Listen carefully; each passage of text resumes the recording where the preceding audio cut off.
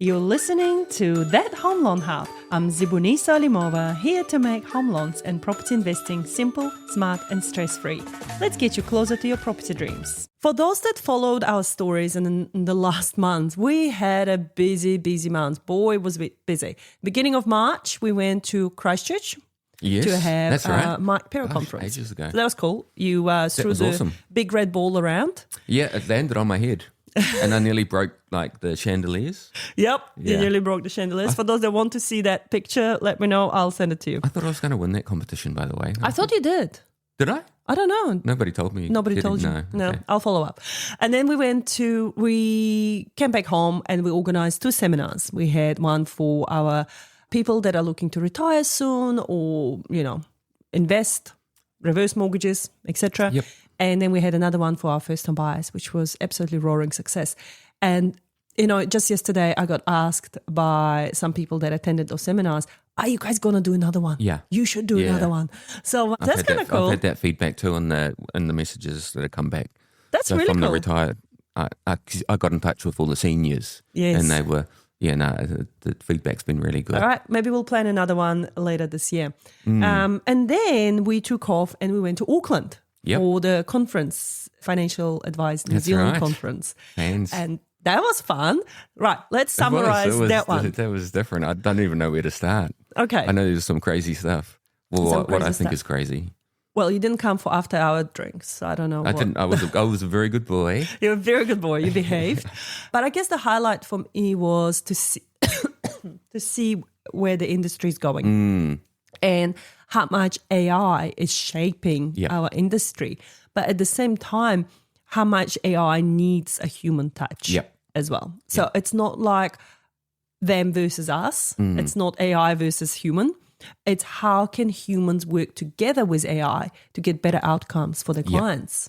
I totally agree, and I felt like there's a happy medium, there's a happy middle ground that needs to be had. I don't feel like clients are going to be happy if the way some people are talking about dealing with their clients is using AI to do all their comms for them and have their interviews with their clients. I don't feel like that's something that clients are going to want to do. No, and the thing is, a lot of people still need that human touch. Like I'll give you an example. Recently, I was doing insurance review for one of my clients and he asked me for some quotes. I sent him some quotes. And then we sit down to talk and he's like an AI architect dude. Like he actually designs AI. Yeah. He works with AI. So he ran those quotes that I gave him through all of his programs and, got his programs to explain him the products, et cetera, et cetera. So when I sat down with him and I said, okay, do you understand the products? He goes, well, sort of. I had a bit of a read. I said, cool. Well, let's talk about, life insurance. Let's talk about trauma cover. Let's talk about mortgage protection. So I explained every single product for him. I explained every single benefit. And he said to me, you will not believe this. I ran these quotes that you gave me across 3-4 different AI bots and I got the AI to explain to me. But what you just did in 5 minutes was way better than all this information that I got from all these AI bots. And I spent hours reading it. Oh, wow. So that just shows that sometimes hearing it from an actual human that knows how to relate it in a human language makes the world of difference. It's just, you sort of cut through because you've got that experience, right? So you know exactly where to go. Whereas if you're starting from square one and you're asking AI, there's a lot that you have to untangle. So I came away from the conference feeling really confident that AI is going to be very, very helpful, but also feeling that there's a big market out there for people who are not, my parents' generation and the generation behind them are not going to be using AI. No. So that aging demographic, I could see the sort of, and it happened a little bit with our seminars about how we marketed to them. So first home buyers, a lot of it was social media and stuff like that. The seniors, the over 60s, it was face-to-face. It was people we knew and had that phone calls, existing relationships with and that knew who we were. And those are the ones that turned up and paid attention.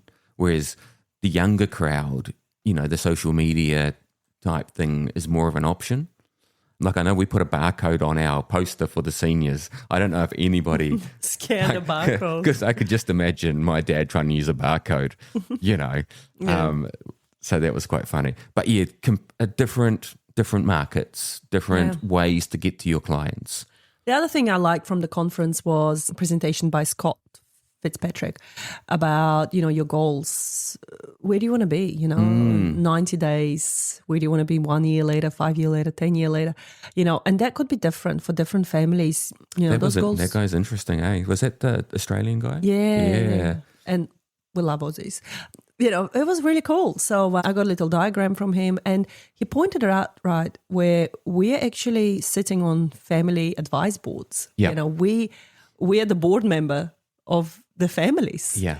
Where we help them to navigate those financial trenches. It's treacherous. I'm dealing with, you're the same, and we can't use names, obviously, but just the sort of the dramas that are going on out there with every single family. And you can only see it getting significantly worse because of the huge amount of wealth that's changing hands from baby boomers to the next generation. Yeah. And I think this is where he's in that really good space of helping those families make that transition, so they have legacies and stuff like that. We were very lucky. We got to listen to Scott twice. Yes. And we must follow him on LinkedIn, actually. Yeah. That guy was, he was awesome. He was lovely. And what I loved about him, he said, look, my background is I was a PE teacher. Yeah. He was just a teacher from the school that decided to go, actually, I can, help families. I want to be like him. He's my role model. Yeah. And I think this is where I see you a lot, and I think it comes from that care, that you care for your clients, you care for your students, you want them to do better, you want them to excel. And I think a lot of the time we may get sometimes we get stuck in the day of we're fighting banks, we're fighting fires, but we're actually fighting it for our clients. We want them to get ahead in life. And I thought, that conference was really awesome. What else did we had So Scott was really good. Did we have the Economist come? The Economist came along and talked. What bank was he from? Ooh. I know there was a good chat about, because I'm interested in what's happening in the aging demographic. Yeah. So but there was a good chat around the KiwiSavers and the retirement. Right. And again, that seems to be the theme at the moment as people... KiwiSaver was a big theme, eh? People need to pay attention to their KiwiSavers. People need to take charge of their KiwiSavers. It's not one of those products that, you can just set and forget anymore. It's you need to be in charge of that vehicle. You absolutely do. And you need to really take the time. So AI was a big theme, and the other big theme was KiwiSaver and how it could be really awesome for people. But the thing that came out of KiwiSaver is if you're making the minimum contributions, it is probably not going to be enough for your retirement. So you need to take real ownership of your KiwiSaver.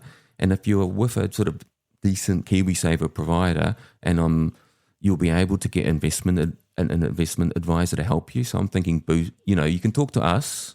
You can talk to us and we can point you in the right direction. Because we made lots of friends, right? Yep. When we were at the conference, we actually made a lot of friends that we know we're comfortable to refer to them.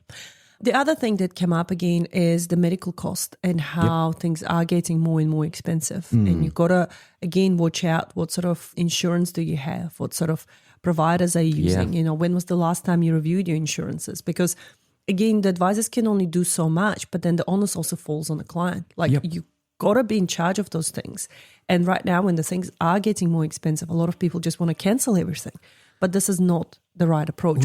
We're seeing people just put their head in the sands, right? Yeah. They're just like in the sand. You can't do that.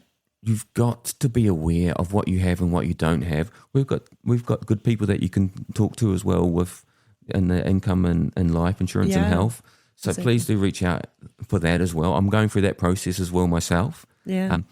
And I think you're uninsurable, James. Yeah. I think it's not me; it's my wife. Anyway, she does listen to some of these, so so be careful what you say. Happy wife, happy life. Just reminding you, it takes a bit of time, but it's worth it, right? It's worth it, and you want to know what you have. It blows my mind how many people, when I ask them, what do you have? And they're like, I don't know. Yeah. I had a client yesterday. She's paying $80 a fortnight for life insurance. And I'm like, what are you actually paying for $80 for? She's like, I don't know. I've just been paying it for the last 5 years. Yeah. And then I tried to look up her policies, and she still got her old address. So all the letters are going to the old address. And now it's like a safe house. And she goes, oof, I don't want those people getting my information. Nice. And I was like, yeah, you got to pay attention to those things. So if you recently moved the house, this is your reminder, look back at your letters. Once you've got the right advisor, that advisor will keep in better contact with you. Like, we were with someone for 20 years, never heard from him once until I got my insurance reviewed.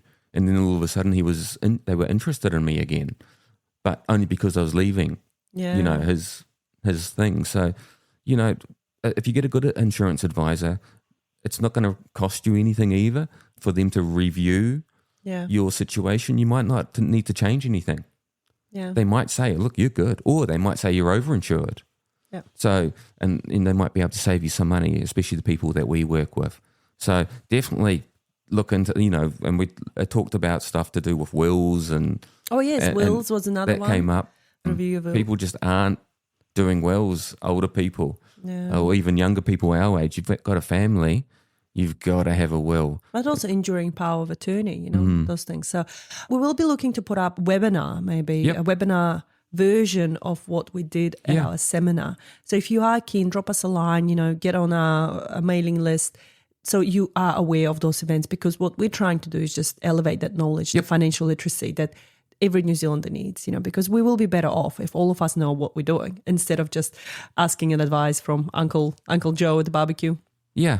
We're trying to raise awareness, right? And and you're general across everybody, and I suppose I'm more focused on raising awareness of the services available for the aging people. But it doesn't cost anything to talk to us, right? No, we can point you in the right direction.